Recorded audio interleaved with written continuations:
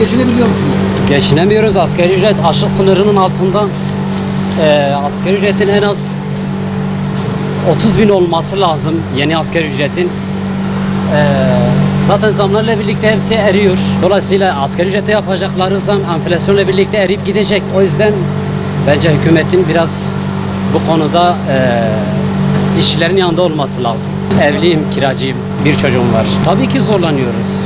Yani aldığımız asgari ücretin yarısı zaten kiraya gidiyor. Yani bir şekilde hükümetin bu kiraların serbest artışının önüne geçmesi lazım. Buna bir sınır koyması lazım, bir yüzdelik koyması lazım. Bunu denetilmesi lazım, denetilmiyor.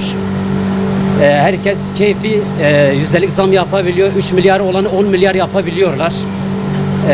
Bunu kabul etmeyen kiracıları, ev sahipleri kapı önü yapabiliyor. Yani hiçbir şekilde yetkililer buna müdahale etmiyor. Karşınızda hükümet kirazda mısınız? Kaç çocuğunuz var? Evliyim, 4 çocuğum var ve asgari ücretle çalışıyorum. Yetmiyor bana. Yani 17 binle mesela 4 çocuğu ben nasıl geçindireyim? Mutfağı desen, çocuk ihtiyaçları desen gidiyor, çok gidiyor.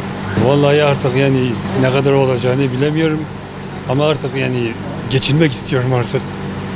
Yani çocuklarıma bakacak bir rakam olsun yeter yani. Başka bir istediğim yok yani. Biz 6 kişilik bir aileyiz. Tekstilde çalışıyorum. Yaklaşık bir 7 yıldır da çalışıyorum. Asgari ücret alıyorum 17.000. Asgari ücretin 2025'te ne kadar olacağını bilmiyorum ama 25.000 falan olmasını bekliyorum. Gerçekten bu dönemde asgari ücret almak çok zor. Kimse geçinemez. 4 kişilik bir aile bile geçinemez bu işte. Asgari ücret yükselmeden ürünler zaten 3 katı fiyatına yükseliyor. Fiyatların yükselmemesi iyidir gerçekten. Bir markete gidiyorsun, yarın öbür gün hiçbir şey alamıyorsun marketten. Bu yani.